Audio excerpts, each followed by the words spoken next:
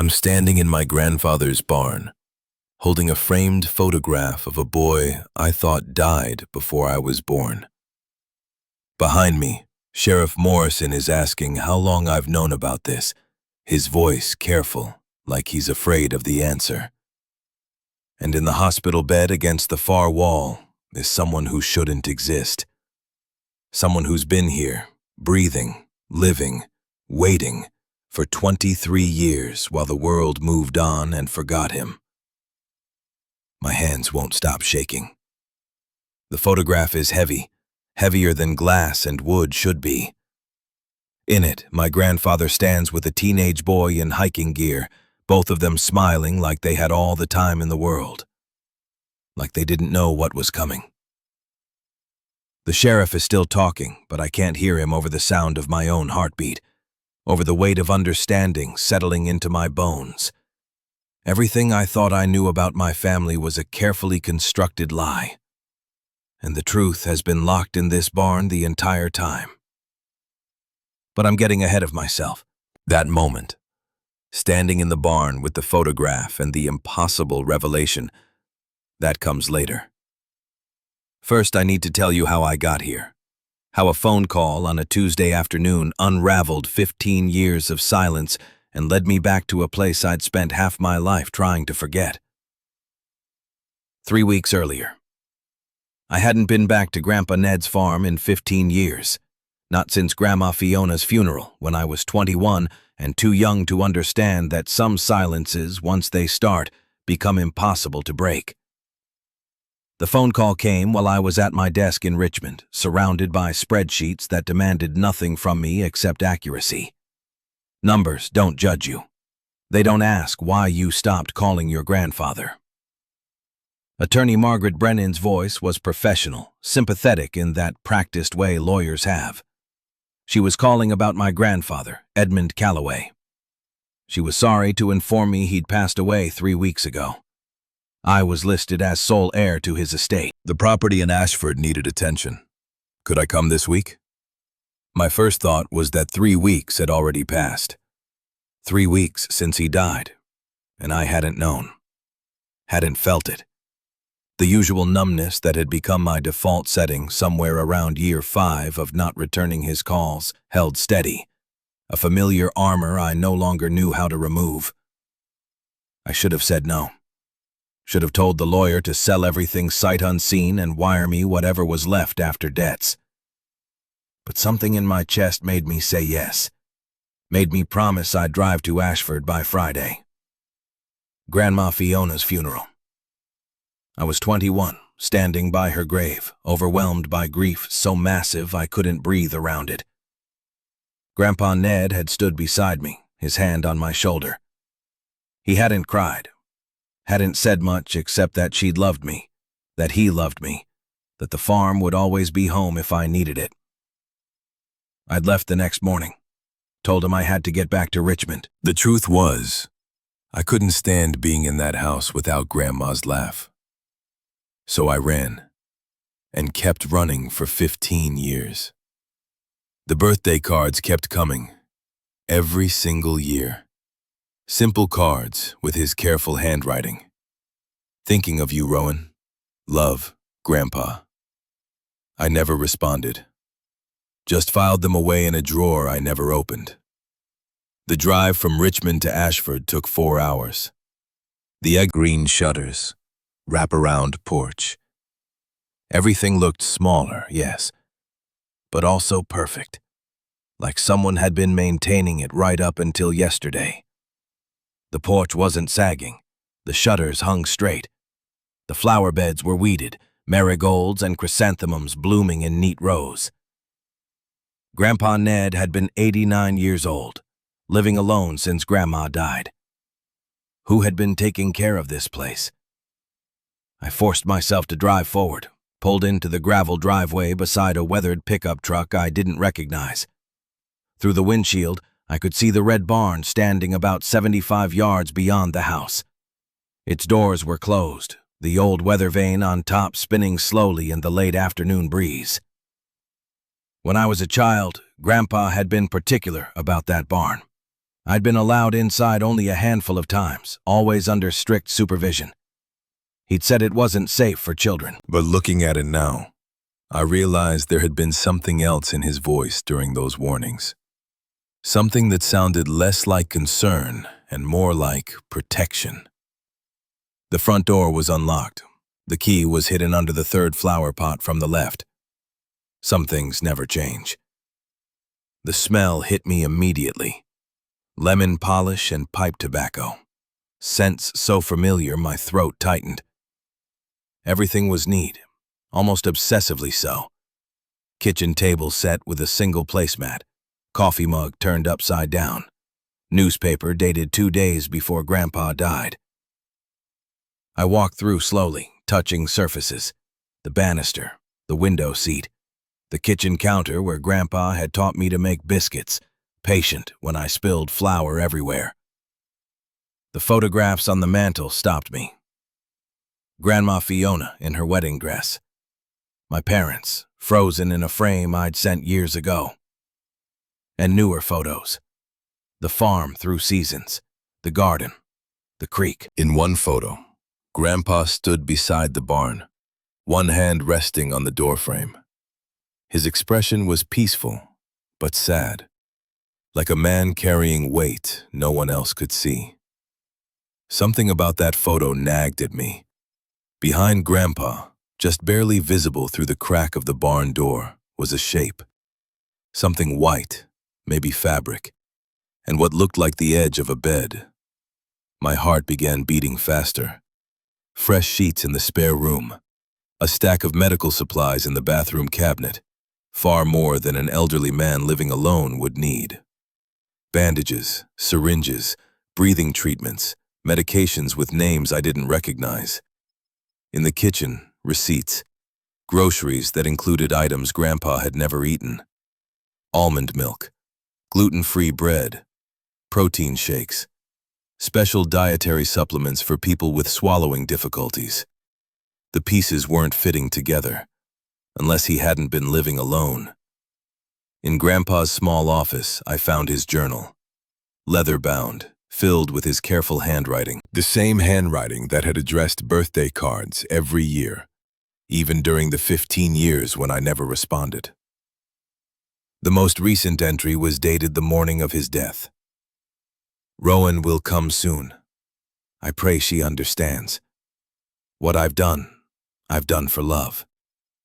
Sometimes love requires keeping secrets that feel like stones in your pockets, heavy enough to drown you. But you carry them anyway because the alternative is unthinkable. The barn holds the truth. I only hope she has grace to see it as blessing, not burden.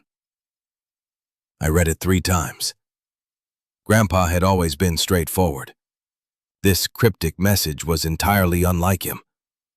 Unless whatever he'd been hiding was so big that cryptic was the only way he could write about it. I walked to the window. The sun was beginning to set behind the mountains. The barn stood there in the fading light, doors closed, keeping its secrets. I grabbed a flashlight from the drawer beneath the sink and stepped onto the back porch. The walk felt longer than it should have. Each step heavy with apprehension. The grass was strange, overgrown in patches but trimmed in others, like someone had maintained a clear path between house and barn. A route worn by years of footsteps, daily footsteps. The barn doors were secured with a padlock, shiny and new, completely unlike everything else that showed its age with dignity. I tried the key from the house keyring. It turned smoothly. The lock clicked open. I pulled the heavy door aside. It swung on well-oiled hinges without a sound. The interior was dim, but not dark. Late afternoon sunlight filtered through gaps in the weathered walls. The smell was different than expected. Not musty hay and rust, but something cleaner, almost antiseptic, mixed with faint lavender.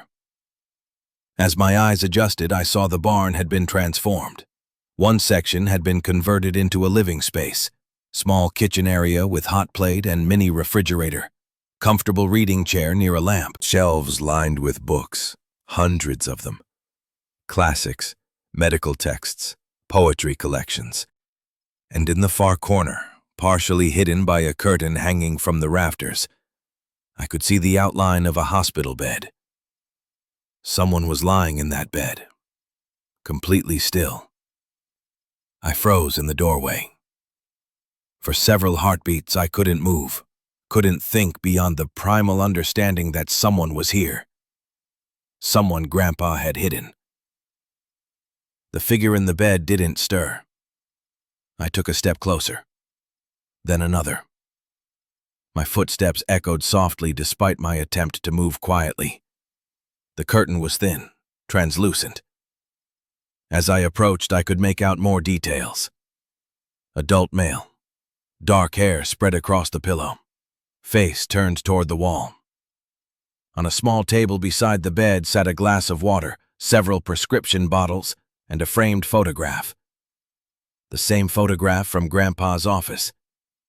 Ned standing with a teenage boy in hiking gear, both smiling at the camera. I cleared my throat softly. The person didn't move. I stepped around the curtain, close enough now to see clearly, and my entire world tilted. It was a man. His face looked perhaps early 40s, with dark hair and delicate features. His skin was pale, almost translucent, like he hadn't seen sunlight in years. But it wasn't his appearance that stopped me cold. It was the recognition. I knew this face.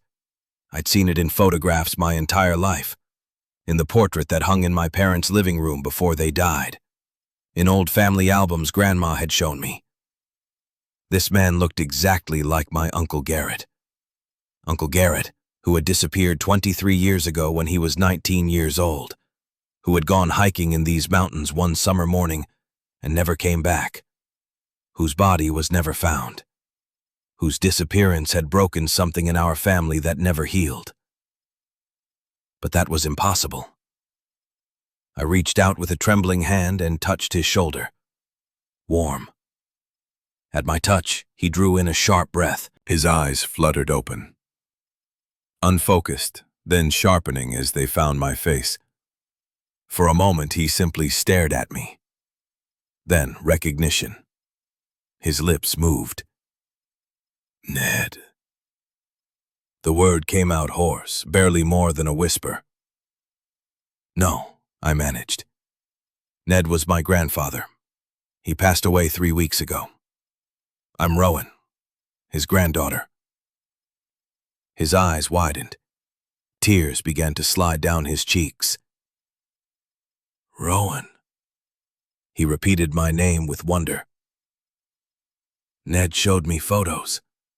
Talked about you constantly. You're all grown up now.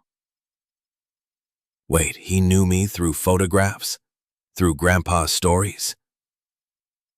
Garrett, I whispered. He closed his eyes. More tears escaped. Everyone thinks you're dead. I got sick. The words came slowly, each one an effort. Hiking accident. August 1983. I collapsed on the trail. By the time Ned found me and got me to a hospital 3 counties away, the doctors had their diagnosis. He paused, struggling. Rare neurological condition. Locked-in syndrome from brain injury and spinal damage. They said I lose my ability to walk first, then my ability to speak. Eventually, even my ability to breathe on my own. They gave me 5 years, maximum. And those 5 years would be filled with pain and deterioration no medication could fully address. I sat heavily in the chair beside his bed. The doctors wanted to put me in a facility, a research hospital where I could be monitored, where they could study my condition, where my decline could contribute to scientific understanding. His voice broke slightly. But I was 19 years old, Rowan. I didn't want to spend my last years as a science experiment, hooked up to machines in some sterile room while strangers documented my deterioration. I wanted the mountains, fresh air, home. 23 years. So Grandpa made a choice. He faked your death. He let everyone believe you died at the hospital so he could bring you here and care for you himself. Garrett nodded, the movement small and exhausted. He built this space for me. Learned everything he needed to know about my medications, my care. He read to me every single day, played music, opened these barn doors in the morning so I could see the sunrise. His voice strengthened with emotion.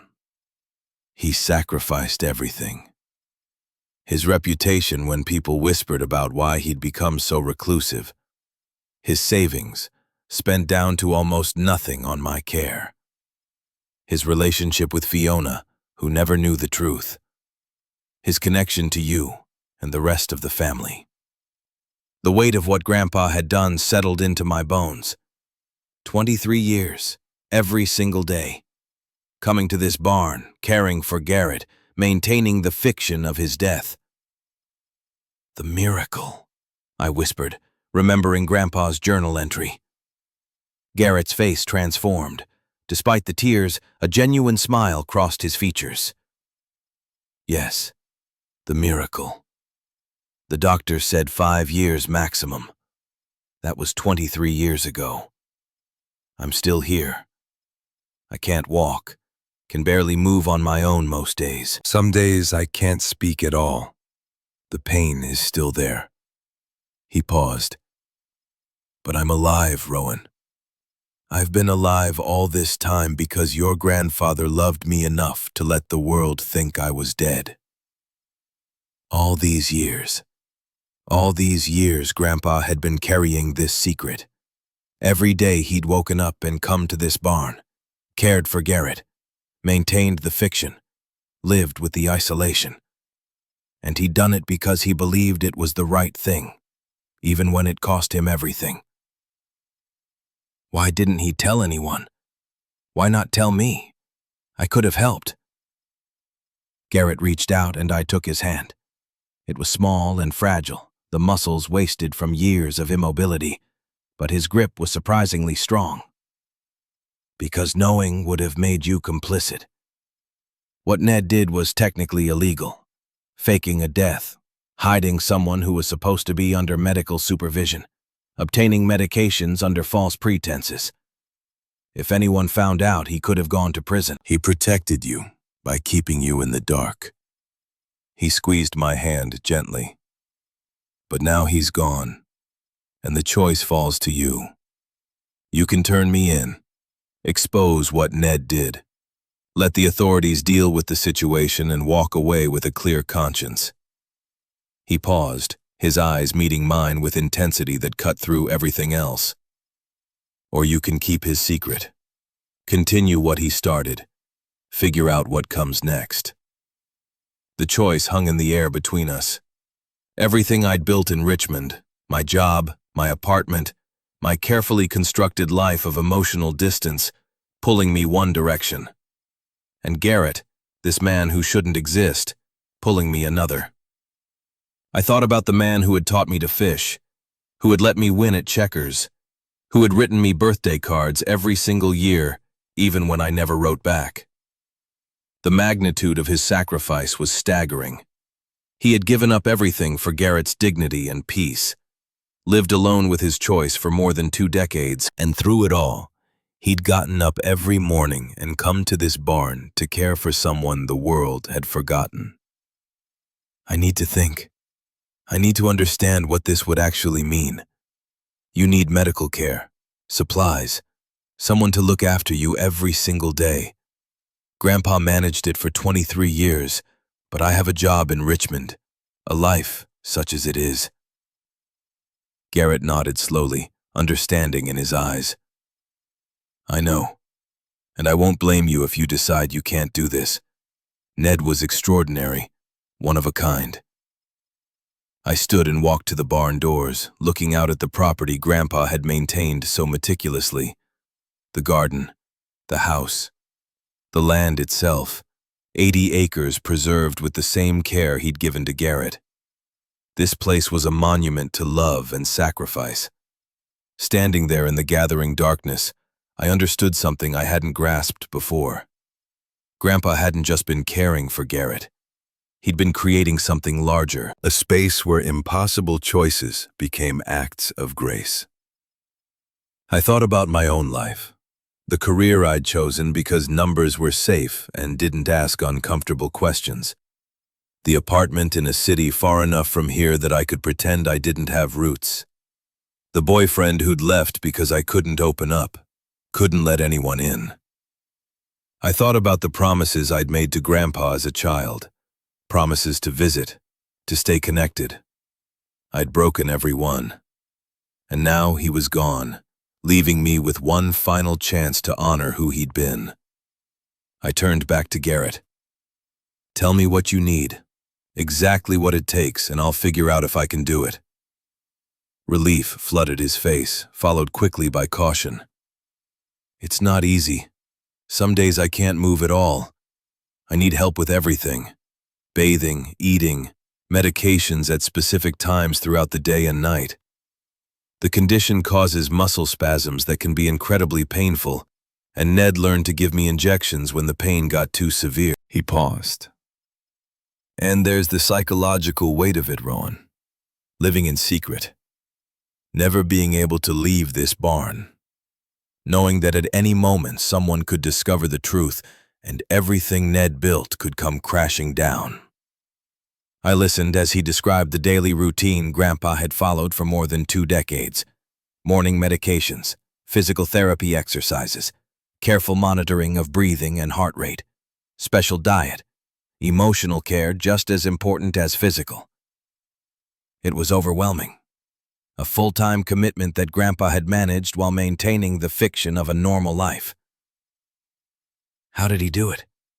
How did he manage all of this alone for so long? Garrett's expression softened with memory. He did it the same way anyone does something impossible. One day at a time. And he did it because he loved me. Not in the way people usually mean, but in the way family loves family, when the world stops making sense and all you have left is your commitment to another person's dignity. He paused. There's something else you need to know. Ned kept detailed records, medical logs, medication schedules, financial records.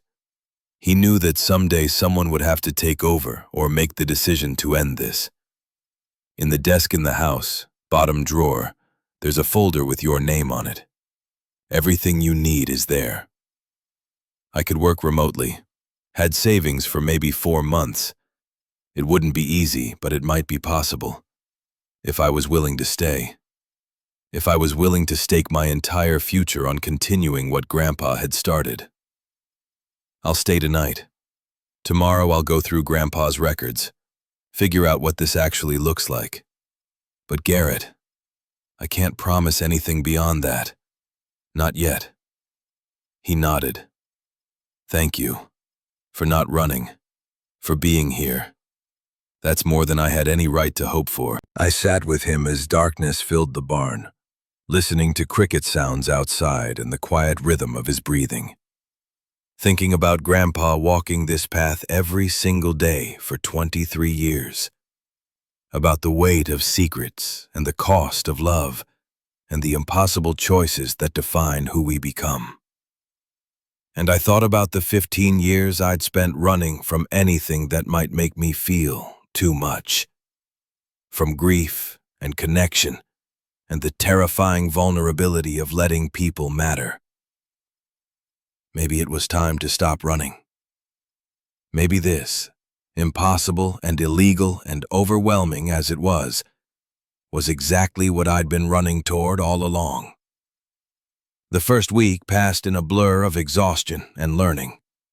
I called my supervisor in Richmond, manufactured a family emergency that wasn't entirely a lie, and bought myself 2 weeks of leave. 2 weeks to figure out if I could actually do this. The folder in the bottom drawer of Grandpa's desk was 3 inches thick. Medical logs dating back to 1983. each entry in his meticulous hand. Garrett's vital signs, medication dosages, notes about good days and bad, pain levels, breathing difficulties, small victories.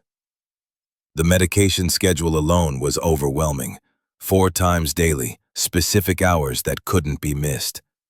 I set alarms on my phone for 6 in the morning, noon, 6 in the evening, and midnight. The first injection I had to give. My hands shook so badly I nearly dropped the syringe. Garrett's voice was patient, walking me through it. Left side of the abdomen, quick insertion. You can do this. I couldn't. Not the first time. I stuck him twice before getting the needle in properly, and even then I knew I'd made it hurt more than it should have. His face remained calm, but I saw the tightness around his eyes. I'm sorry. The words felt pathetically inadequate. You'll get better. Ned wasn't good at it either at first. It took him months to stop apologizing every time. Morning routine started at 5:30. Help him with catheter and other necessities that stripped away any remaining illusions about dignity or privacy. Then medications. Then breakfast, blending nutrition shakes to the right consistency, feeding him slowly, watching to make sure he could swallow without choking. Physical therapy came next. Gentle exercises not to restore function, but to prevent total atrophy. Moving his arms through their limited range of motion, flexing his fingers, rotating his ankles. Each movement small and painful and absolutely necessary. By noon, I was exhausted. By 6, I could barely keep my eyes open. The midnight alarm felt like violence. But in the moments between the relentless demands of his care, something unexpected happened. We talked. Garrett's mind was sharp in a way that caught me off guard. 23 years of listening to radio news, reading everything Grandpa brought him, thinking about the world from this strange vantage point of being alive but invisible. Tell me about your life. His voice was stronger in the mornings. Ned said you're an accountant in Richmond. I was. I am. I don't know anymore. You chose numbers. Not a question. They're safe. They don't ask uncomfortable questions or expect things I can't give. He was quiet for a moment. Everything asks something of you if you let it. Even numbers. Especially the ones you use to count the days you've been away from people you love. The truth hit harder than I wanted to admit. I'd been counting. Every birthday card from Grandpa, every call I didn't answer, every year that passed. Counting distance like it was an accomplishment instead of slow-motion abandonment. On the 3rd day, I heard a truck coming up the drive. The sound sent panic flooding through me. Someone was coming. I met the visitor on the porch, trying to look casual while my pulse hammered. An elderly man climbed out of a weathered pickup. You must be Rowan. His smile was kind, his eyes faded blue. I'm Warren Thornton, neighbor down the road. Ned told me you'd come eventually. The world tilted. You knew about this? Known for 10 years. Ned needed help as he got older. I didn't ask questions, just brought supplies when he needed them. Warren pulled a paper bag from his truck, the smell of fresh bread wafting from it. Thought you might need some food. My wife Lucy used to bake for Ned regular. Figured I'd keep the tradition going. The simple kindness of it made my throat tight. You never told anyone? Some things are better left unquestioned, Miss Calloway. Your grandpa understood that. So do I. He didn't stay long, just handed over the bread and drove away, leaving me with the realization that Grandpa hadn't done this completely alone. There were people who'd helped quietly, without demanding to understand the full picture. Maybe I didn't have to do it alone either. That afternoon, cleaning the attic, I found another box. smaller than the one with medical records, labeled in Grandpa's hand, for Rowan. Inside were 43 letters, all addressed to me at various apartments in Richmond, all marked, "Return to sender, address unknown." My hands shook as I pulled out the first one. Christmas, the year after Grandma's funeral. Dear Rowan, the house feels empty without you here. Your room is exactly as you left it. I understand you needed space after losing Fiona. Grief hits us all differently, but know that whenever you're ready, there's always a place for you at the farm. You're not alone, sweetheart. You never were. Love, Grandpa. Another, my 25th birthday. Rowan, I hope you're doing well. I saw accountant positions listed in the Richmond paper and wondered if that's what you chose. Whatever you're doing, I'm proud of you. Even when I don't hear from you, I'm still proud. Love, Grandpa. Year 10, my 30th birthday. Still thinking of you. Still hoping you'll come home someday. Everything here is waiting, just like I am. Love always, Grandpa. I sat on the attic floor surrounded by 15 years of one-sided conversation. 15 years of him reaching out while I pulled away. And he'd never stopped trying. Never gave up. The crying came in waves I couldn't control. For Grandpa, who'd carried so much more than I'd known. For Garrett, whose entire life had been reduced to a secret kept in a barn. For the girl I'd been at 21, so terrified of grief that she'd run from the one person who might have helped her through it. Garrett was awake when I came back down, carrying the box of letters. I set it beside his bed without explaining. He never stopped trying to reach you. His voice was gentle. Talked about you all the time. Worried about you. Wondered if you were happy. I wasn't. I'm not. I don't know if I know how to be. Neither did Ned for a long time. After Fiona died, he nearly gave up. I think if he hadn't had me to take care of, he might have let himself fade away. Garrett's eyes found mine. Sometimes the people we're trying to take care of are actually the ones keeping us alive. It works both ways, Rowan. That night, I went through Grandpa's financial records with grim determination. The numbers told their own story. Property mortgage, $18,000 outstanding. Payments increasingly behind in the final months. The bank had already sent 2 notices about foreclosure. Property taxes, $3,200 overdue. The county had been patient, but that patience had limits. His savings showed $417. Everything else spent over 23 years. Medical supplies, medications, special equipment. The 1,000 small costs of keeping one person alive in secret. The cost of maintaining Garrett's existence had consumed everything Grandpa owned, except the land itself. And now, even that was at risk. I did the math. My savings would cover maybe 4 months. After that, I'd need sustainable income while managing Garrett's full-time care. The equations didn't balance.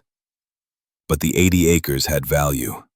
I could lease part of it, work remotely as freelance accountant. It wouldn't be easy, but it might be possible. If I was willing to stay. The black BMW appeared 3 weeks after I'd found Garrett. I was in the kitchen when I heard expensive tires on gravel. Through the window, I watched a man emerge, mid-40s, suit that probably cost more than my monthly rent. I recognized him from Grandma's funeral, Marcus Whitfield, second cousin. Real estate developer who'd circled the property even then. He didn't knock, just walked up to the porch like he owned it. I met him at the door. "Can I help you?" His smile was practiced and empty. "Rowan Calloway. We met at your grandmother's funeral. Marcus Whitfield. I'm family, technically." I remember. The smile widened without warming. I heard about Uncle Ned. I came to pay respects and to discuss what happens next with this property. My stomach knotted. I'm keeping it. The laugh that followed was condescending enough to set my teeth on edge. Be realistic. A single woman from the city with an 80-acre farm? I've looked into the financials. Ned was drowning in debt. The banks owed $18,000, property taxes another $3,000. He pulled out a business card. I'm prepared to offer $500,000 cash, clear all the debts, and leave you with over $400,000 free and clear. I didn't take the card. Not interested. His expression hardened. Don't be foolish. This property needs significant work, the barn especially. His eyes drifted toward it. Old structure like that is dangerous. Someone could get seriously hurt if proper maintenance isn't done. The threat wasn't even thinly veiled. I can handle maintenance. Can you? Because I noticed some interesting things in Ned's property records. Excessive utility usage for someone living alone. Orders for medical supplies. Large cash withdrawals with no clear explanation. He leaned in slightly. Makes a person wonder what he was hiding. My heart hammered, but I kept my voice level. Grandpa was an old man with health problems. Medical supplies cost money. There's nothing mysterious about it. Maybe. Maybe not. Marcus stepped back, his smile returning. Think about my offer carefully. You have 48 hours. After that, I'll be forced to involve the bank directly. They'll foreclose faster than you can pack a suitcase. He turned to leave, then paused. One more thing. Ned was always protective of that barn. Wouldn't let anyone near it. I always wondered what he was so determined to keep private. The implication hung in the air. 48 hours, Rowan. Used them wisely. His BMW kicked up gravel as he drove away. I told Garrett that evening while giving him his 6 o'clock medications. His face went pale. Ned always feared this. Someone coming around, asking the right questions. What do I do? Ned prepared for it, in the safe, behind the bookshelf in his office. Combination is Fiona's birthday, April 17th, 1934. April 17th, 1934. The bookshelf was heavy, but adrenaline made me strong enough to shift it. Behind it, set into the wall, was a small safe. The combination lock clicked smoothly. Inside, organized with Grandpa's precision, a thick manila envelope labeled emergency documentation, medical records showing a patient named Graham Miller, distant relative, terminal neurological condition, receiving end-of-life care at family home. Birth certificate, social security card, even Medicare documentation, all supporting the identity. The paperwork looked legitimate, professional, expensive. Beneath the documents, $5,000 in cash, emergency money. And at the bottom, another letter. Rowan, if you're reading this, someone is asking questions. Use these documents only if absolutely necessary. Graham Miller is your great-uncle, receiving home hospice care per family wishes. The paperwork will hold up to casual inspection. But if they dig deeper, if they involve authorities, you'll have to decide how far you're willing to go. I'm sorry to leave you with this burden, but I believe in you. Love, Grandpa. I called Nurse Colleen Murphy that night. Grandpa had hired her 8 years ago. She answered on the second ring. This is Rowan Calloway, Edmund's granddaughter. I inherited the property. A pause. I was wondering when you'd call. How is our patient? Our patient, not asking for pretense. He's stable, but we have a problem. Someone's threatening to involve the bank, maybe worse. Does this someone have legal claim to the property? No. Then we protect what matters. I know an attorney, Maggie Brennan. Discreet. I'll have her call you. Attorney Margaret Brennan showed up 2 days later. Mid-50s, steel gray hair, eyes that assessed without judging. I told her everything. Garrett in the barn, 23 years of care, the forged identity, all of it. She listened without interrupting. When I finished, she was quiet. First question. Is anyone being harmed by this arrangement? No, the opposite. She nodded. Second question. Do you want to continue caring for him? Yes. Then here's the reality. Marcus has no claim. Ned's will is clear. Everything comes to you. The debts are manageable. There's nothing he can legally do to force a sale. A pause. But men like Marcus don't operate within legal boundaries when they don't get what they want. They look for leverage. He already suspects something. Then we need to make sure there's nothing for him to find. The Graham Miller documentation is solid. We document everything properly. Establish his presence here as legal home hospice care. I have contacts at the county health department who can backdate permits. How much? $10,000 for permits and paperwork, another $5,000 for legal shield around the property. I can work out a payment plan. $15,000 I didn't have, but the safe contained $5,000 and maybe... Ned did me a favor once. This is how I pay it back. A week passed. The 48 hours Marcus had given me came and went without word, which felt more threatening than his explicit deadline. I settled into rhythm with Garrett's care. The alarms stopped feeling like violence. The injection sites found their marks with more precision. We talked between the medical necessities, about books, news, the strange experience of watching the world change while his own existence remained frozen. Warren stopped by twice weekly with food. Colleen came Mondays, Wednesdays, and Fridays, teaching me techniques Grandpa had taken years to master. Maggie worked on legal protections, filing paperwork that created layers of bureaucratic complexity around the property. A support network was forming. Small, careful, built on unspoken agreements not to ask certain questions. On the 20th day, Marcus came back. Not during daylight. At 1:30 in the morning, I woke to a car door closing, down the road, trying to be quiet. I was at the window in seconds, watching a dark figure move toward the barn, carrying something metal. My phone was in my hand. Warren answered on the first ring. He's here, at the barn. Stay in the house. I'm calling the sheriff. 2 minutes out. But I couldn't stay. Couldn't let Marcus discover Garrett. I grabbed the flashlight and ran. Marcus was at the barn door when I reached him. He'd already broken the lock, crowbar in hand. Stop! That's my property. He spun, triumphant in the moonlight. Heard suspicious noises, being a concerned family member. Before I could respond, he pulled the door open. Light spilled out.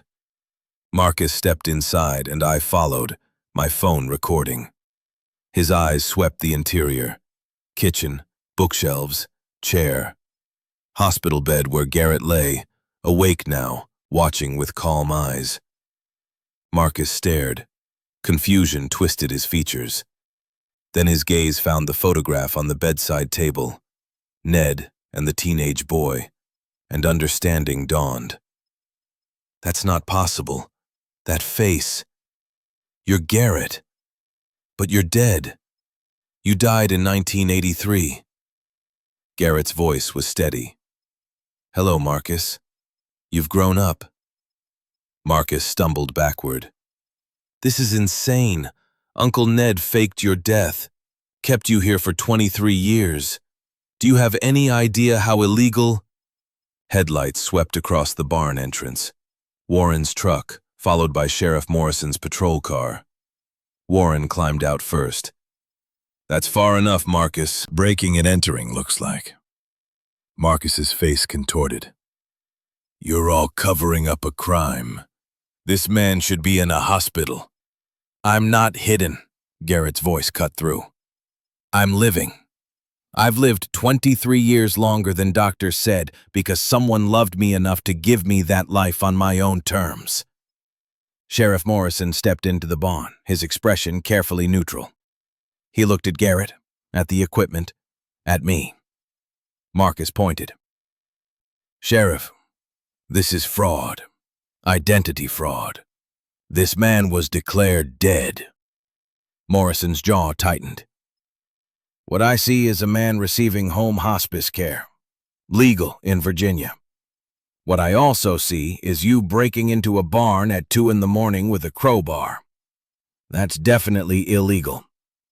But he's Graham Miller. Maggie Brennan's voice came from behind Morrison. She must have been in the car. Distant relative of the Callaways, receiving end-of-life care per family wishes. Fully documented with the county health department. All permits in order. Marcus looked between us, understanding that we'd outmaneuvered him. But then his expression changed, softened. He was staring at Garrett with something like recognition. Do you remember me? The question came out quietly. Garrett studied him. A little boy, summer of 1983, 7 years old. Your parents had just divorced. Marcus's face crumpled. My mom dumped me here, said I was too much trouble. But Uncle Ned took me in, no questions, made me feel like maybe I wasn't worthless. He looked at Garrett. You gave me a book about a kid who found family in unexpected places. I still have it. The barn fell silent. Marcus stood there, expensive suit and broken lock and crowbar still in hand, crying. I forgot. The words came out ragged. Chasing money. I forgot what Ned was, what he did for me. He looked at me, calculation replaced by something raw. I came here to take something that was never mine. I almost destroyed the one good thing left of the man who saved me. Marcus pulled out his checkbook with shaking hands, wrote quickly, handed me a check for $22,000. For the bank and taxes, payment for what Ned gave me. 25 years late. He moved toward the door, then stopped. Can I come back? Not to threaten or buy. Just to know Garrett. To understand what Ned built. To be part of it, if you'll let me. Garrett's voice was gentle. Family is always welcome. Even when they lose their way. Even when they need reminding what matters. Marcus nodded, unable to speak. Then he walked out into the night. This time, when his car drove away, the threat went with it. Sheriff Morrison cleared his throat. Miss Calloway, I need to file a report about the breaking and entering. My stomach dropped. Of course. I'll need to note that no one was injured, nothing stolen, and the property owner chooses not to press charges. He met my eyes. That sound right? Yes, sir. Good. Mag change. You'll make sure all the documentation is filed with my office. Already done, Bill. He nodded, started to leave, then paused. Your grandfather was a good man. What he did here took more courage than most people have. I'm glad you're continuing his work. After they left, I sat with Garrett in the quiet barn. You built a network. His voice carried something like awe. In 3 weeks, you did what took Ned years. You brought people in, made them part of this. I couldn't do it alone. I'm not strong enough. Maybe that's not weakness. Maybe that's wisdom he never learned. Outside, dawn was beginning to touch the mountains. A new day. The threat transformed into unexpected alliance. The secret still safe, wrapped now in legal protections and community conspiracy. For the first time since finding Garrett, I felt something that wasn't fear or obligation. Something that felt almost like hope. 1 year later, I'm sitting on the porch where Grandpa used to sit every evening, watching the sun dip below the mountains and paint the sky in colors I've stopped trying to name. The same view he watched for 90 years. The same light that Garrett sees now through the new windows we installed in the barn. Custom made with UV protection so he can track the seasons without risking skin damage from direct sun exposure. So much has changed since that night Marcus broke down and Sheriff Morrison looked the other way. Since I understood that secrets could be shared without being exposed, that protection could come from community instead of isolation. I work from the farmhouse now, freelance accounting for small businesses across Virginia, a feed store in Roanoke, a craft brewery in Charlottesville, a family-run hardware chain with locations scattered through the Shenandoah Valley.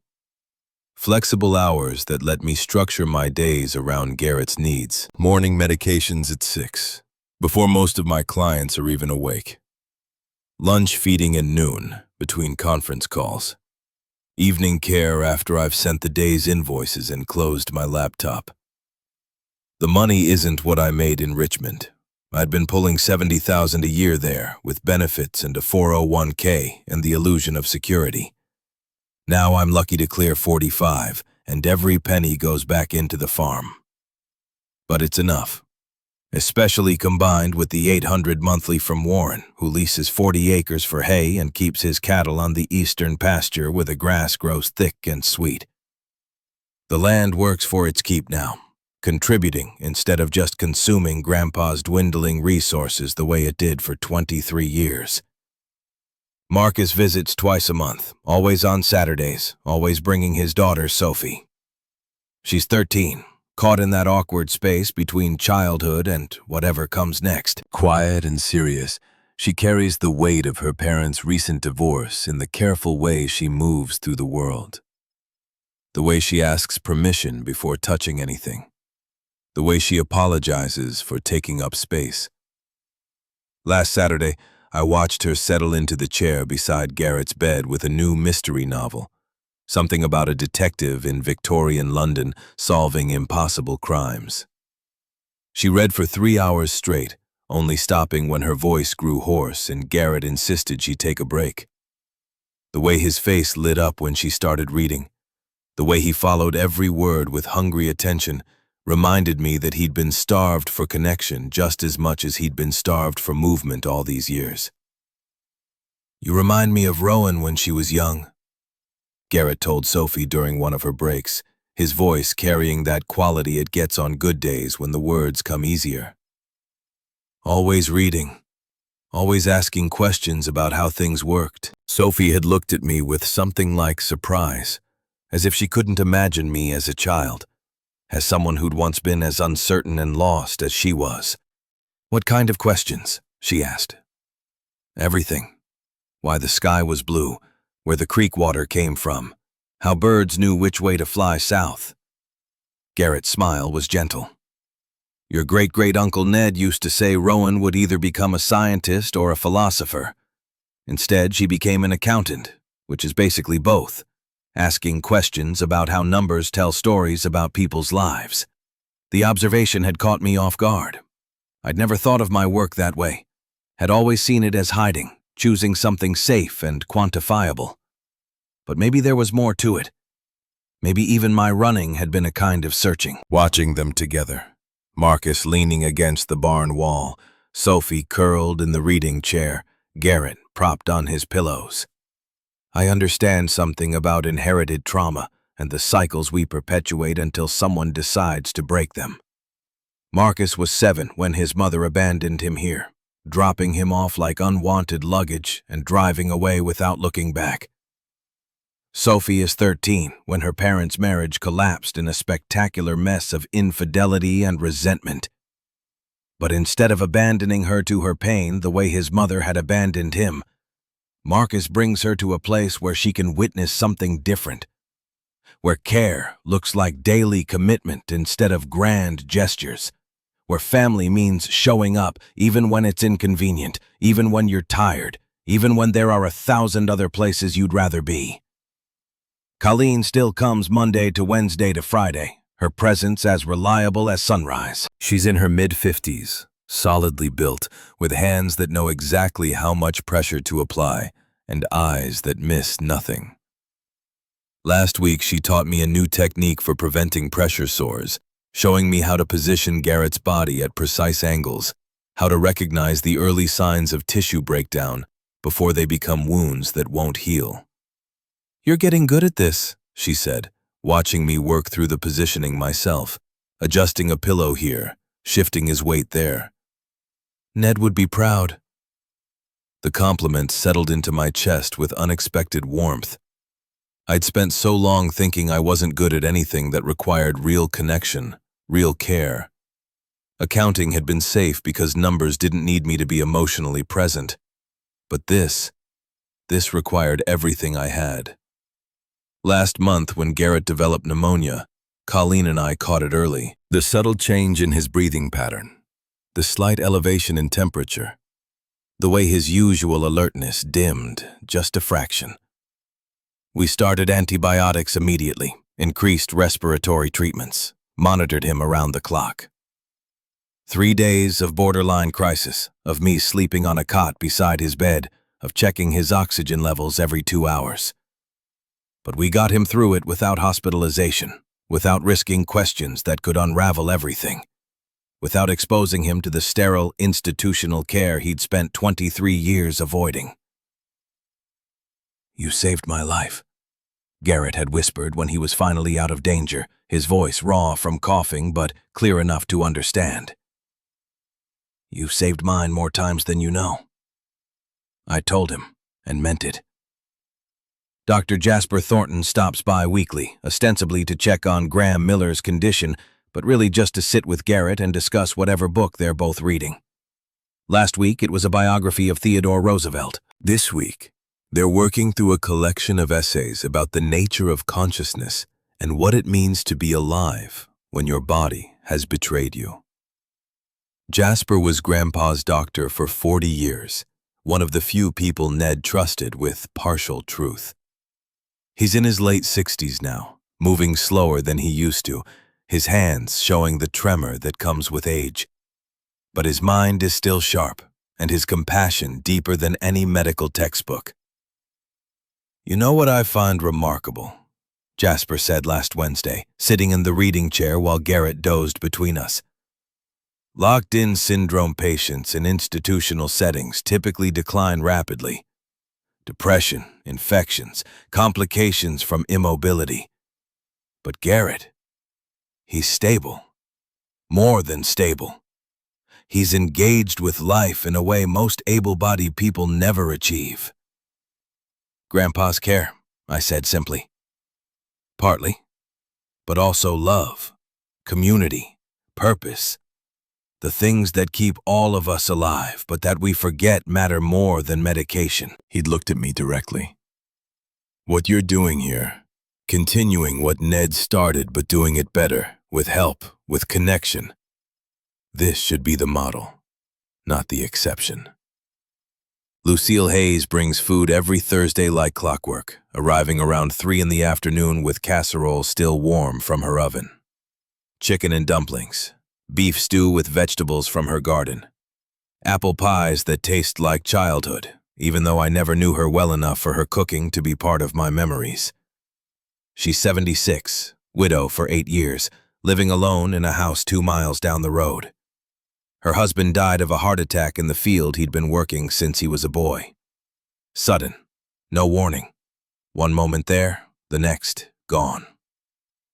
"Coming here gives me something to do," she told me once, setting a still warm pie on the kitchen counter. "Something that matters. I got tired of talking to empty rooms." We're all trying to fill holes that grief carved out, all trying to build something that matters in the spaces loss created. Warren's son Beckett has been around more lately. He's a carpenter, 29, with hands scarred from years of working with wood and tools that don't forgive carelessness. dark blonde hair that's always slightly too long, blue eyes that assess structural problems with the same attention most people reserve for crisis, and a patience that seems infinite until you realize it's just him understanding that some things can't be rushed. He rebuilt the barn's eastern wall last month, replacing boards that had rotted through over decades of weather and neglect. I'd watched him work from the kitchen window, the careful way he measured twice before cutting, the precision with which he fitted each new board, the pride he took in making sure the repair would outlast both of us. "Why do you do that?" I'd asked him when he took a break, sitting on the porch with water and the sandwich I'd brought out. "Do what?" "Build things to last longer than you'll be here to see them." He'd considered the question seriously, the way he considered everything. Because someone will be here. Someone will need shelter, or a table, or a chair that doesn't wobble. Just because I won't be there to see it doesn't mean it doesn't matter. The answer had settled into my chest and stayed there. 2 weeks ago, we went to dinner. Actual dinner at the diner in Ashford, not just working side by side on farm repairs while making small talk about weather and wood grain. I'd changed into a dress I hadn't worn since Richmond. Simple, dark blue, nothing fancy, but also not the jeans and work shirts that had become my uniform. Put on lipstick for the first time in months. Felt ridiculous and hopeful in equal measure. The diner was mostly empty when we arrived, just us and a handful of regulars who'd known Grandpa and nodded their greetings as we slid into a red vinyl booth by the window. The same booth, I realized, where Grandpa used to sit on the rare occasions he came to town. Where he'd drink coffee and read the paper and pretend his life was normal. We ordered meatloaf for him, chicken fried steak for me, both of us making safe choices because the real conversation required enough bravery without adding adventurous food into the mix. Made small talk about his furniture business, about my accounting clients, about whether the weather would hold long enough to finish the porch repairs before winter. Normal conversation between two people testing the possibility of becoming something more than friends. Then Beckett set down his coffee cup and looked at me directly, and I knew the easy part was over. "I need to ask you something." His voice was steady, but I could see tension in his shoulders. "And I need you to be honest with me." My stomach nodded. "Okay. You don't have to tell me everything." He said it carefully, like he'd rehearsed. "I know there's something you're protecting. I can see it in the way you hold yourself, like you're waiting for the world to demand answers you can't give. The way you sometimes look at the barn like it holds secrets you're terrified of exposing." I started to speak, but he held up a hand. "I'm not asking what it is. I'm not asking you to violate whatever trust or promise keeps you quiet. I just need to know if there's space for me in whatever life you're building here. Or if I'm just convenient company while you figure out what you really want." The question hung between us, gentle but insistent. Was there space? Could I let someone in without exposing everything? Could I trust that kind of vulnerability after spending 15 years convinced that distance was the same as safety? I don't know. The honesty felt dangerous and necessary in equal measure. I'm learning how to be close to someone, learning that it's okay to want things, to let someone matter, but I'm not good at it yet. I might never be good at it. Good enough works for me. His smile was small and genuine. I'm not in a hurry. I just need to know if you're moving towards something with me, or if I'm just filling time until you figure out how to run again. The observation landed like a punch, because he was right. Every relationship I'd ever had, not that there had been many, had ended with me running, creating distance before they could reject me, before they could discover I wasn't worth the effort, before they could leave the way everyone eventually left.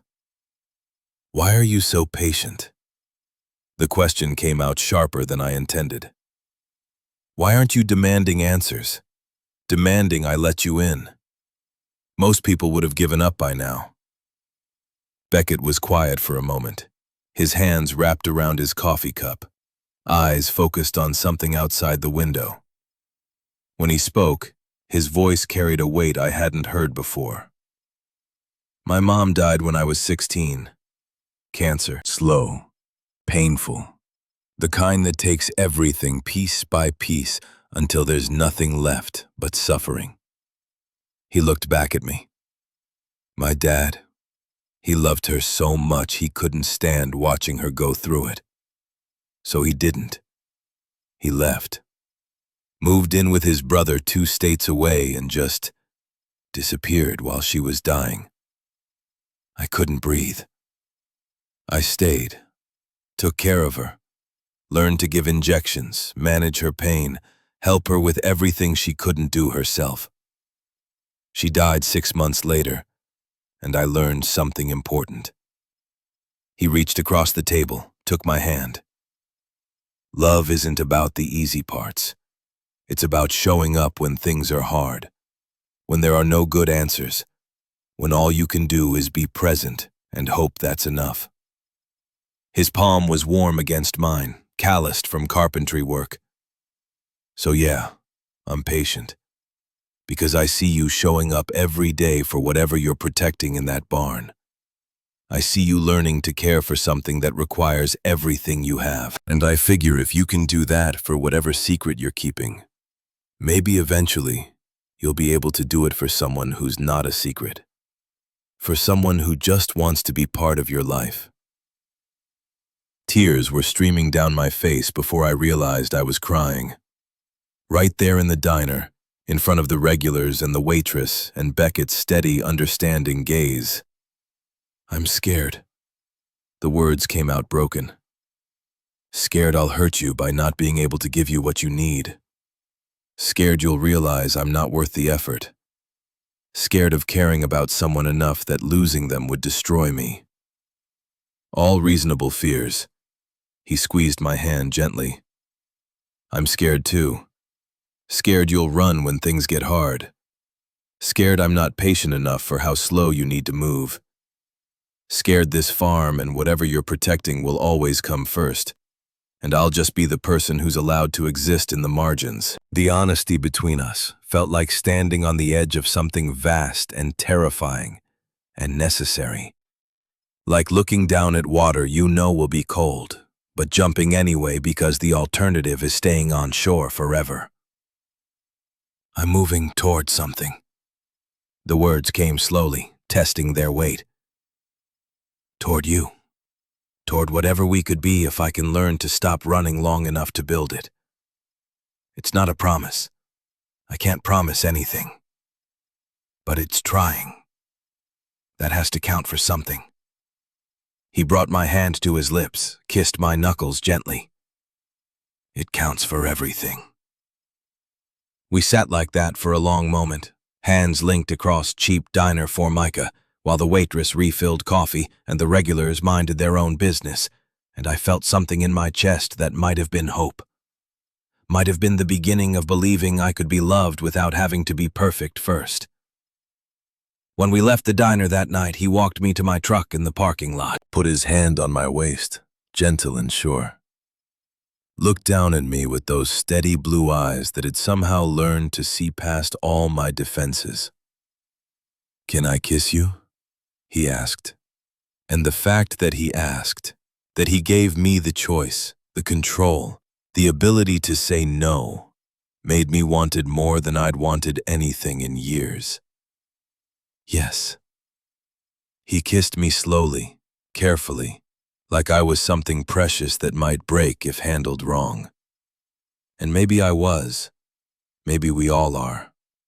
But in that moment, standing in the parking lot of a small-town diner with the Blue Ridge Mountains dark against a sky full of stars, I felt less broken than I had in 15 years. When I got home that night, Garrett was still awake, positioned in his wheelchair on the porch where Beckett had left him earlier. Something we'd started doing on good days, letting him feel real air, see beyond the barn walls that had contained his entire adult life. You went to dinner with Beckett? Not a question. He knows my rhythms now, the way I know his. The way people become attuned to each other when they share space and vulnerability, and the daily intimacy of care that strips away all pretense. Told him I'm trying. That's all I could promise. That's all anyone can promise. Garrett's eyes were knowing in the porch light. Love isn't about guarantees. It's about choosing to show up even when you're scared. Even when you might fail. Even when every instinct tells you to protect yourself by running away. He kissed me. A smile crossed Garrett's face, the kind that reached his eyes despite everything his body couldn't do. And you let him? Yeah, I let him. Good. You deserve that. You deserve someone who sees you. Really sees you. All the broken, scared parts. And chooses you anyway. The next morning, cleaning the barn to make space for new medical equipment Colleen had ordered, I found a wooden chest I'd somehow missed in all my previous organizing. It was tucked behind a stack of old storage crates that hadn't been moved in years. Hidden deliberately, or just forgotten in the accumulation of decades. Oak with brass hinges, aged to a dark patina that spoke of time and care. No lock. Just a simple latch that opened smoothly when I lifted it. Inside was an old video camera, the kind that recorded onto small tapes, technology from an era before everything went digital. And beside it, a single tape with a label in Grandpa's careful handwriting. For Rowan, when she's ready. My hands shook as I picked up the camera, the tape, carried them both carefully to the house like they were made of something more fragile than plastic and magnetic film. Like they were made of memory itself, given physical form. The old television in the living room still had connections for ancient technology, remnants of a time before streaming and smart devices and the assumption that everything should be new, upgraded, disposable. I had to search through a drawer of tangled cables before finding the right adapter, and even then it took 3 tries to get the connections right. Garrett had asked to be brought to the living room to watch with me. Colleen had helped me get him into his wheelchair, position him where he could see the screen, make sure he was comfortable enough to stay for however long the video ran. Ned told me about this, Garrett said quietly as I fiddled with the final connections. Made it about 3 years ago. Said he wanted you to hear it from him, in his own words, even if he wasn't here anymore to say it in person. Did you watch it? He made one for me, too. Similar but different. Personal to each of us. I plugged in the camera, inserted the tape, pressed play with trembling fingers. Static filled the screen for a moment. Then Grandpa's face appeared, and the sight of him, alive, moving, real, hit me with such force I had to sit down on the floor in front of the television. The timestamp said 3 years ago, which meant he'd been 86. Still living alone by the world's understanding. Still managing Garrett's care without help. Still carrying the weight of a secret that had consumed most of his adult life. He was sitting on the porch. This porch, the one I sit on now every evening. Watching these same mountains turn gold in the same evening light. Rowan. His voice cracked something open in my chest that had been sealed shut for 15 years. If you're watching this, you found Garrett. And you stayed. I knew you would. You have more strength than you've ever given yourself credit for. He smiled, and the expression carried so much love it hurt to look at. I want you to understand something. What I did, keeping Garrett here, caring for him in secret for 23 years, it wasn't sacrifice. People will call it that. They'll say I gave up so much, that I was a hero or a martyr, or some other word that misses the point entirely. He leaned forward, like he could reach through time and screen and death itself to make sure I heard him. The truth is, those were the best years of my life. After your grandmother died, I had nothing left. Your parents were gone. You were grown and living your own life, and I was just an old man waiting to die in an empty house that echoed with everything I'd lost. Then Garrett got sick, and suddenly I had purpose again. Someone who needed me. Someone whose life depended on me showing up every single day. Tears were streaming down my face, but I couldn't look away.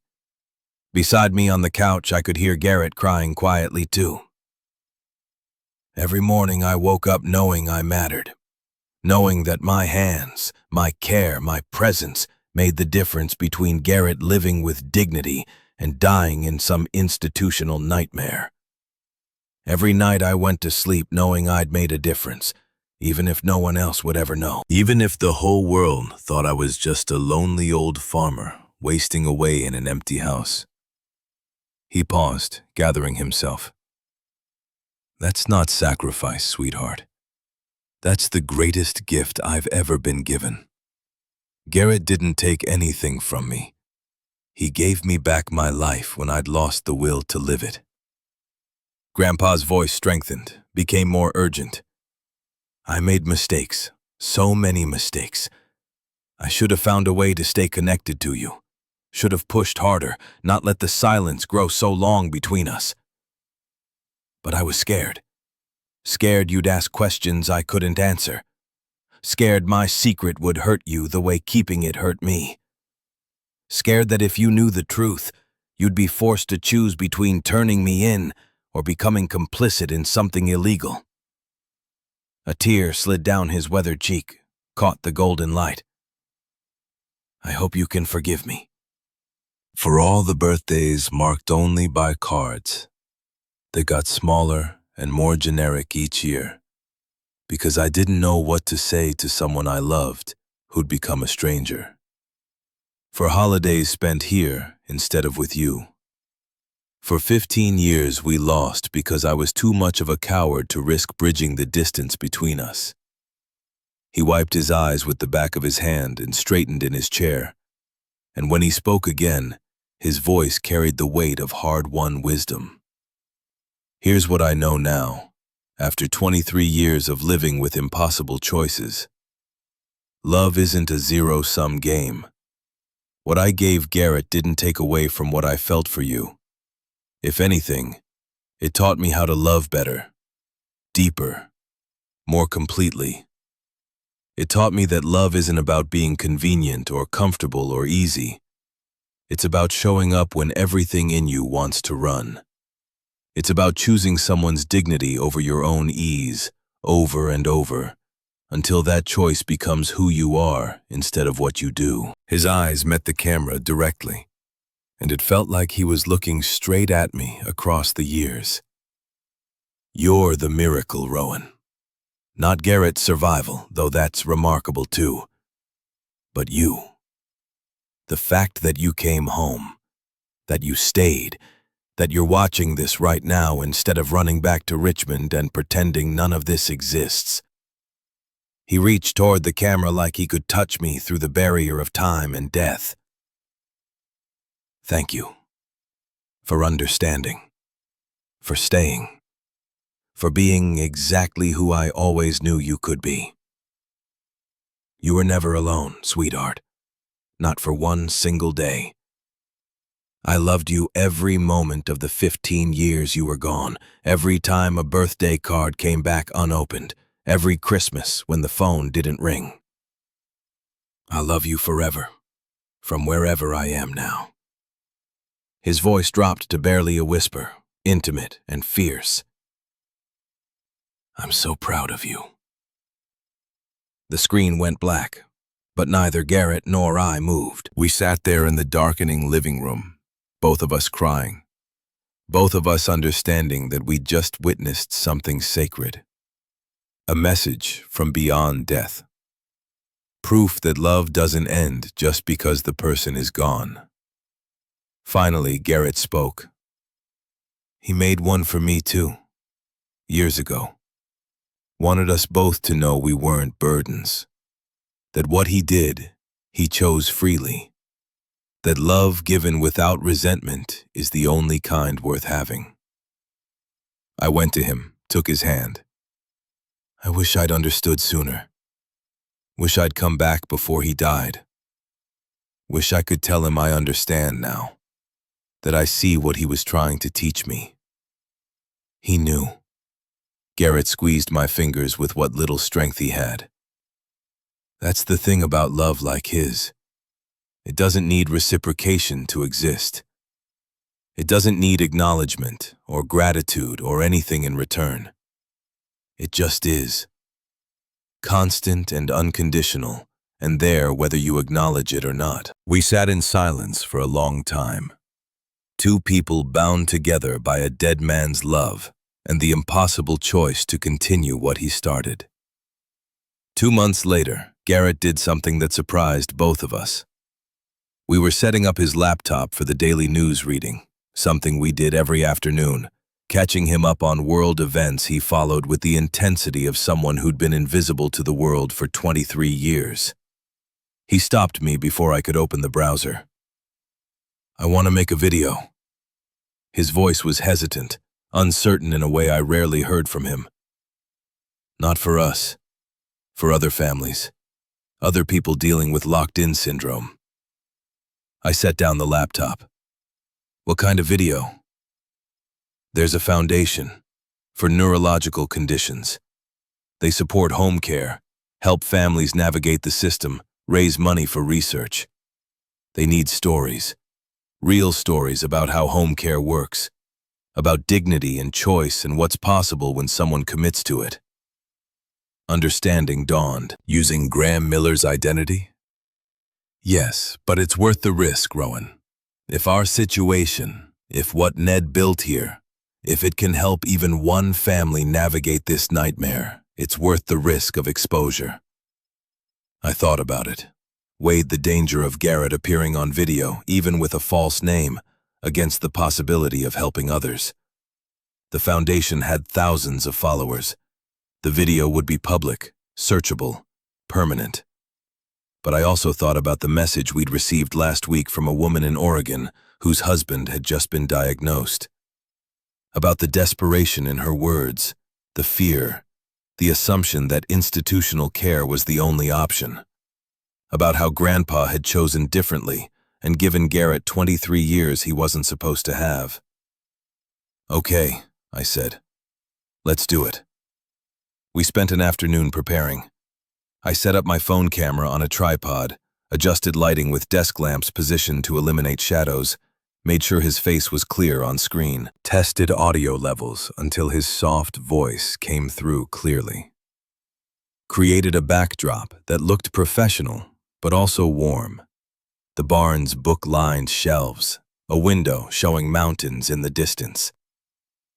Garrett was nervous in a way I'd never seen him. His hands trembled, not from the condition, but from actual nerves. He kept asking me to adjust his positioning, worried about how he looked, whether anyone would take him seriously when he could barely move. You're giving people hope, I reminded him. That's what matters, not whether you look like what they expect. We did 4 takes before getting one he was satisfied with. Each time, his voice grew stronger, more confident. By the final take, he wasn't reading from notes anymore. He was speaking from the heart. My name is Graham Miller. His voice was soft but steady, carrying the weight of 23 years. I've been living with locked-in syndrome for over 2 decades. I can't walk, can barely move on my own. Some days I can't speak at all. Some days the pain is so severe that existing feels like an act of will. He paused, gathering strength. But I'm alive. I'm here. I'm present in my own life, in ways I never was before the accident that trapped me in this body. And the reason I'm here, the reason I've survived when doctors said I had months, maybe a year, is because someone chose to care for me at home. The camera captured the emotion in his face, the depth in his eyes that paralysis couldn't dim. Someone believed my life was worth the daily commitment, the exhaustion, the sacrifice of everything else.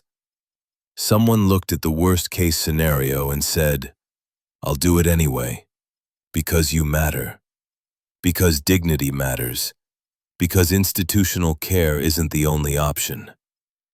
He looked directly at the camera, speaking to families facing impossible choices. Home care isn't easy. It requires skills you'll have to learn, resources you might not have, A level of dedication that will test everything you thought you knew about love and commitment, and what you're capable of enduring. There will be days when you question whether you can keep going, days when the burden feels too heavy to carry. His voice softened with compassion. But it also offers something hospitals and facilities can't: the ability to wake up in familiar surroundings, to see the same view out the same window, to be treated like a person instead of a patient, a case number, a research opportunity, to maintain some control over your own existence, even when your body has betrayed you. He paused, and when he continued, his words carried the weight of lived truth. If you're a family facing this diagnosis, know that you have options. Know that home care is possible. It's hard, but it's possible. Know that the life of someone with locked-in syndrome is still a life worth living. Still a life that matters. Still a life that can bring meaning and purpose, not just to the patient, but to the person doing the caring.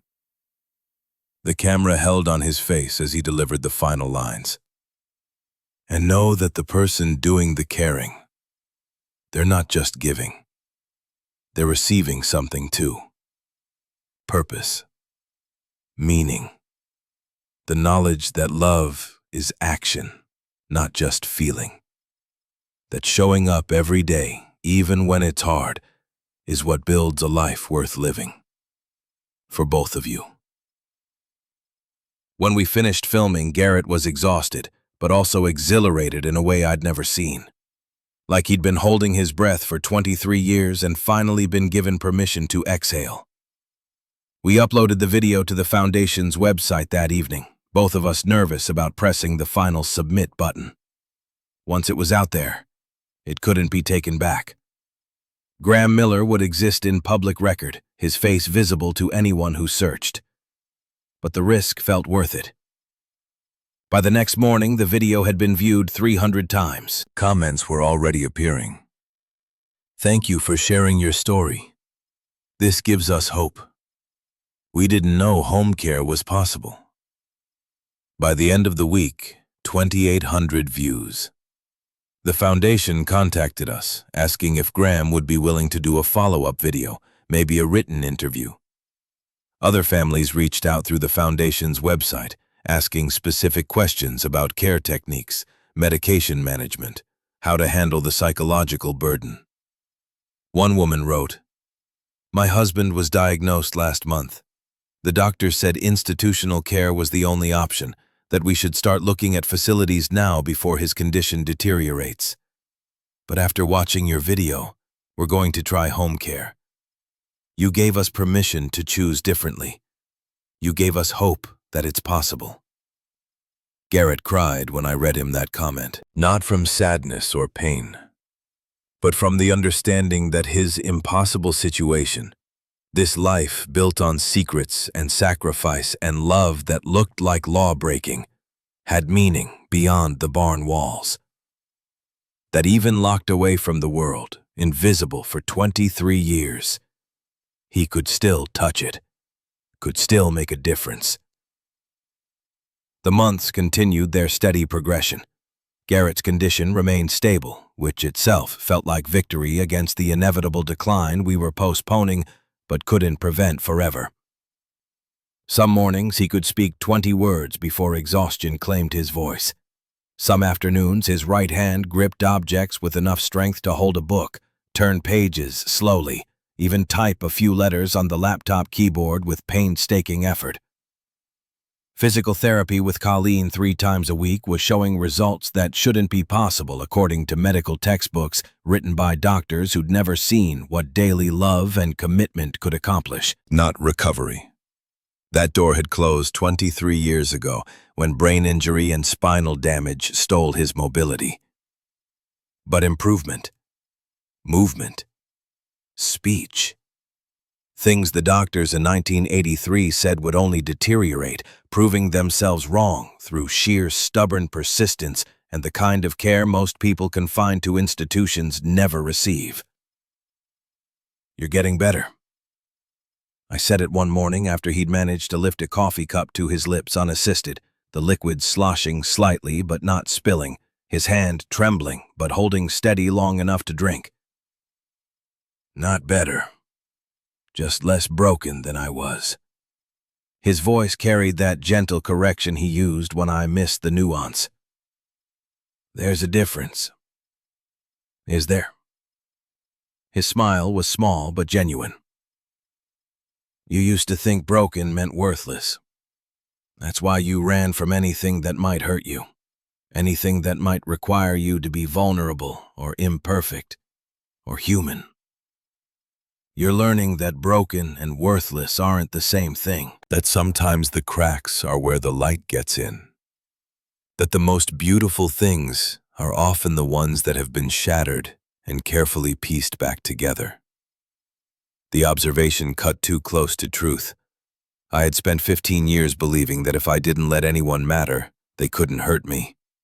If I didn't open up, I couldn't be rejected. If I stayed distant, I'd stay safe. But safety wasn't the same as living, and perfect independence wasn't strength. It was just another kind of prison, one I'd built myself and locked from the inside, convinced I was protecting myself when really I was just slowly suffocating. Beckett asked me to move in 2 weeks ago.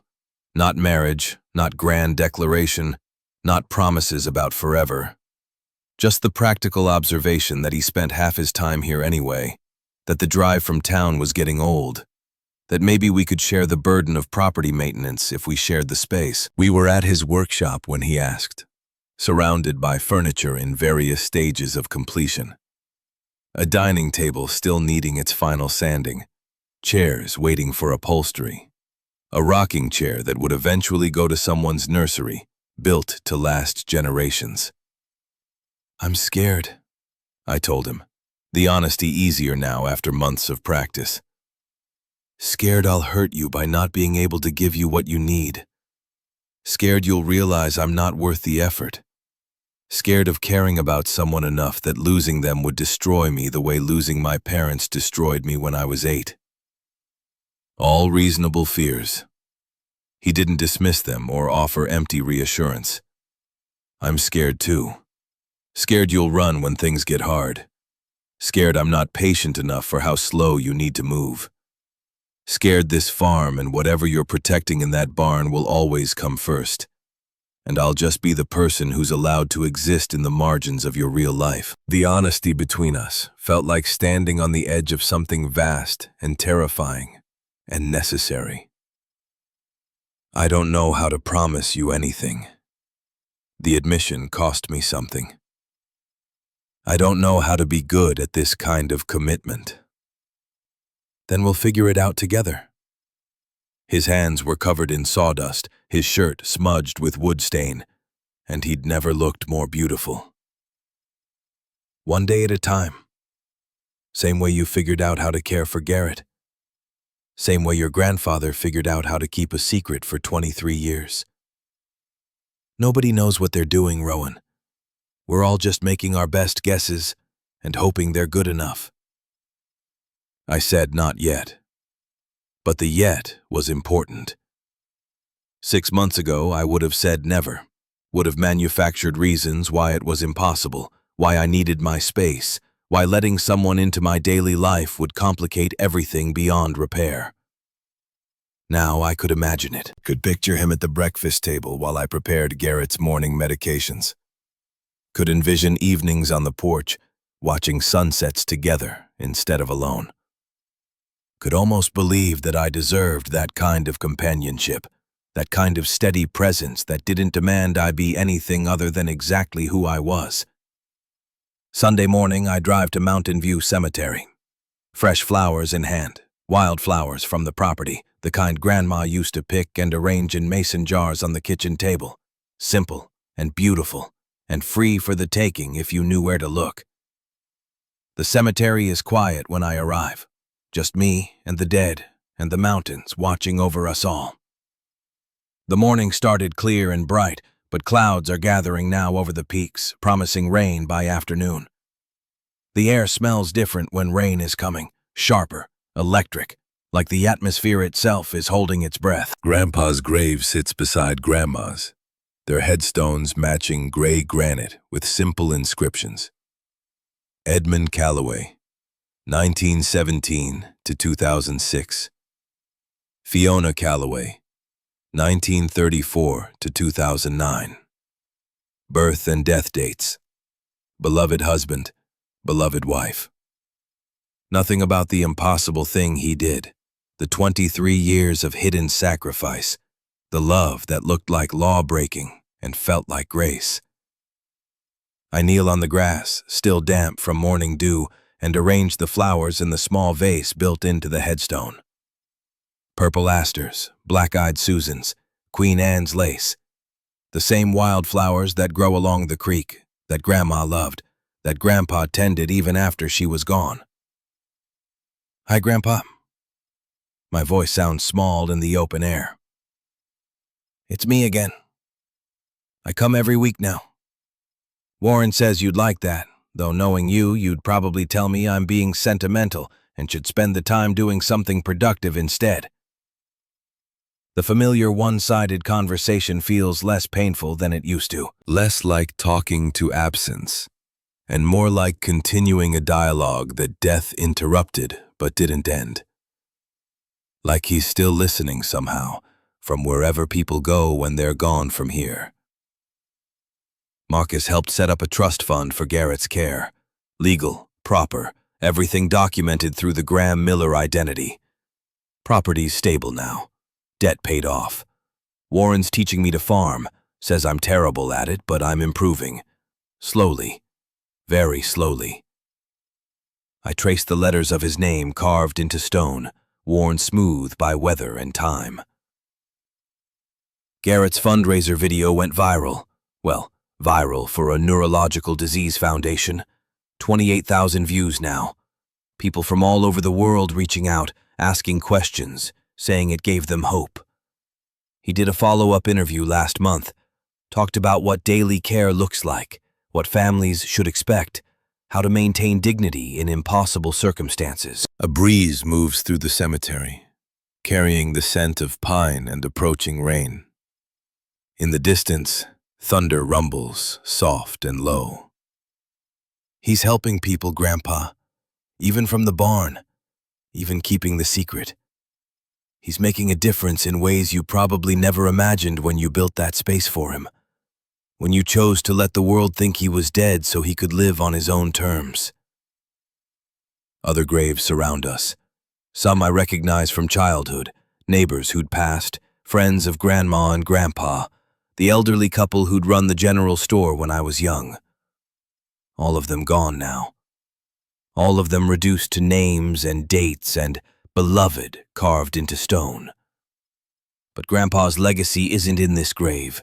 It's in the barn, in Garrett, in me, in the life we're building from the foundation he created. Beckett asked me to move in with him. The words come easier when I'm talking to Grandpa, like he can't judge me because he's not here to respond. I said not yet, but I'm thinking about it. Thinking maybe I could build something with someone without losing myself entirely. Without running the way I always run when things start to feel real. My voice cracks slightly. You would have liked him, I think. He's patient and kind and doesn't ask questions he knows I can't answer. He just shows up and helps and doesn't expect anything I'm not ready to give. He reminds me of you, actually. The way you loved without demanding. The way you cared without keeping score. The clouds are darker now, closer. First drops of rain beginning to fall, light and scattered. I wish you could have met him. Wish you could have seen what I'm building here. Wish I'd understood sooner that coming home wasn't giving up. It was the bravest thing I could do. That staying is harder than running. That loving someone requires more courage than protecting yourself from ever being hurt. The tears come easier now, mixing with rain that's falling harder. Less like weakness and more like release, like grief finding its way out through the only exit available. I used to think nobody wanted me, that I was easy to forget, that the 15 years of silence proved I didn't matter to you anymore. I pressed my hand against the cold granite, rain streaming down the carved letters. But you never forgot me, Grandpa. 43 letters over 15 years. All those birthday cards. You kept trying even when I made it clear I didn't want to be found. Even when every letter came back marked "Return to Sender." The rain is steady now, soaking through my shirt, plastering my hair to my face. I should leave. Should get back to the truck before I'm completely drenched. But I can't make myself move. Can't leave this conversation unfinished. And you kept Garrett alive so I'd have family. So I wouldn't be completely alone in the world when you were gone. You gave everything. Your savings, your reputation, your relationship with Grandma, your connection to me. You gave up having a normal life because you chose love over convenience, chose mercy over rules, chose to believe that some things matter more than legality or social acceptance or personal comfort. The understanding settles into my bones with the weight of rain and revelation. I finally get it, what you were trying to teach me, that family isn't about blood or obligation or the accidents of birth. It's about showing up when it's hard. It's about choosing someone's dignity over your own ease, again and again, until that choice becomes the foundation of everything you are. It's about love that doesn't quit just because it's inconvenient or illegal or impossible to explain to anyone who hasn't lived it. I stand slowly, brush wet grass from my knees, touch the headstone one last time. Thank you for never giving up on me, for leaving me something worth staying for showing me that broken people can still build beautiful things if they're willing to stay and do the work. The walk back to my truck through rain that's now a downpour feels different somehow. Lighter. Like I'm carrying less weight than when I arrived. Like I've set something down that I've been dragging behind me for 15 years. Through the truck windows, streaming with rain, I can see the farm in the distance. White house with green shutters. Red barn with its secret still safe inside. Blue mountains rising beyond, disappearing into clouds that promise the rain will last through the afternoon. Home. Not the place I left 15 years ago. Not the prison of memory and grief I feared returning to. But something new, built on the foundation of what Grandpa created. Built by hands that finally understand what strength actually looks like. I drive back slowly, windshield wipers struggling to keep up with the downpour. Past the diner where Lucille works. Past Beckett's workshop, his truck parked outside. Past the general store where Warren buys supplies. All the small pieces of community that have wrapped themselves around this impossible situation. Protecting it through chosen ignorance and deliberate blindness, and the kind of small-town grace that sees past rules to the people they're meant to protect. By the time I pull into the driveway, the rain is beginning to ease, breaking up into scattered showers that let sunlight through in golden shafts that paint the wet grass luminous green. Garrett is awake when I get home, positioned in his wheelchair just inside the barn door where he's been watching the storm. Beckett must have brought him there before the rain started, something we do now, letting him watch weather happen instead of just hearing about it secondhand. You went to the cemetery. Not a question. He knows my Sunday routine now, the way I know his medication schedule, the way people become attuned to each other when they share space and vulnerability, and the daily intimacy of care that strips away all pretense. Told him about the video, about Marcus's trust fund, about Beckett asking me to move in. What did he say? I smiled despite myself, despite being soaked to the bone and shivering slightly in wet clothes. Nothing. He's dead. But you heard him anyway. Garrett's eyes are knowing in the dim barn light. That's how love works.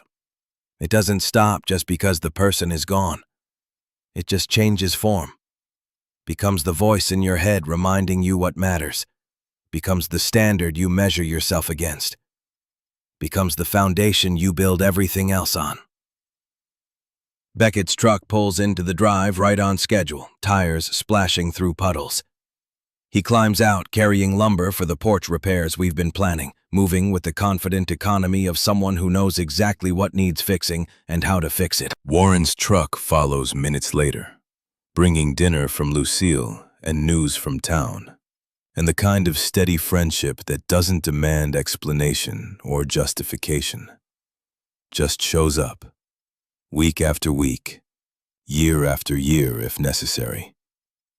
Sophie appears from Marcus's car. I hadn't noticed him pull in during the rain. She's carrying a new book, something thick and promising hours of reading. She waves at me through the window, her face bright with the kind of uncomplicated joy that comes from having a place where you're wanted, where your presence matters. This is my life now. Not the one I planned in Richmond. Not the one I thought I wanted when I was 21 and running from grief, but the one I built by staying instead of leaving, by choosing connection over safety, by learning that family isn't something you're born into.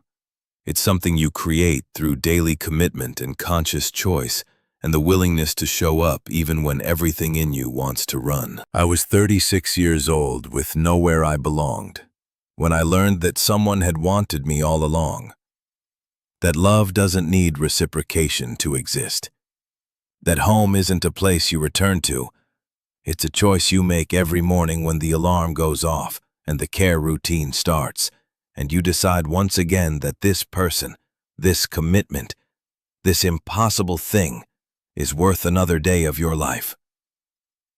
Grandpa kept Garrett alive for 23 years through sheer determination and love that looked like law-breaking. I'm not trying to match that. I'm trying to build something better, something sustainable, something that doesn't require one person to sacrifice everything in isolation. We're doing it together now. Me and Garrett and Warren and Colleen and Maggie and Marcus and Beckett and Sophie, and all the others who've woven themselves into this secret, protecting it not because it's legal, but because it's right. Because dignity matters more than rules. Because some loves are too sacred to expose to bureaucracy and institutional indifference. The barn still holds its secret. The man who shouldn't exist, but does. The impossible thing made possible through daily care and chosen family, and the kind of love that doesn't quit just because it's hard. But more than that, it holds the truth I finally understand. I was never alone. Not during the 15 years I thought I was, not during the months of learning to care for someone who needed everything I had to give. Not now, surrounded by people who chose to see past the surface to the human need underneath. Love isn't about being perfect. It's about showing up imperfectly and trying anyway. It's about letting people in, even when they might hurt you. It's about building something that matters more than your own comfort or safety or carefully maintained emotional distance. The rain has stopped completely now, the sun breaking through clouds in earnest. painting everything in that particular golden light that comes after storms. Steam rising from wet grass, rainbow forming over the mountains, faint, but there. Beckett is helping Garrett back into the barn, making sure he's positioned where he can see the rainbow through the window. Sophie is already settling into the reading chair, book open. Warren and Marcus are on the porch, talking quietly about whatever it is men their age talk about when they've lived long enough to know that most things don't matter as much as we think they do. And I'm here. Finally, completely here. Not running, not hiding. Just present in this moment, in this life I chose, surrounded by people who became family by choosing me back. It's about coming home, and discovering that home was never a place at all. It was always just the willingness to stay.